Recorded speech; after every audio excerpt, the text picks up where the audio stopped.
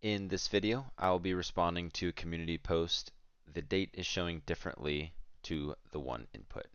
You can pause the video now to read the full thing, but essentially what the user is asking is they have a column of dates that is not completely full, and when they see a blank date, they want to be able to output the date of March 31st, 2025.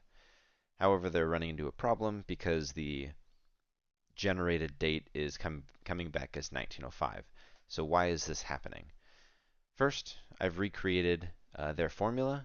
If the leave date is null, give the March date. Otherwise, give the leave date. Now I can't replicate this exactly because I do get this error that it's not able to convert what the user provided to a date because what they're giving is an integer, and we actually get a null result. So what Alteryx is actually doing here is it's doing a math problem, 2025 minus 3 minus 31, and it can't resolve that to be a date.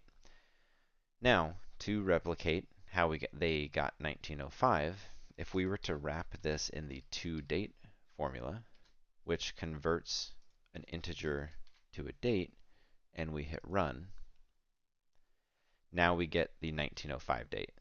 So what Alteryx is doing here is they're saying, give me the date of this math problem, which is 1989, and add that many days to the date of 1900-0101. And the date of 1905-0613 is in fact 1,989 days in front of that. As others have mentioned in this post, the correct solution to this is to simply wrap this date within double quotes.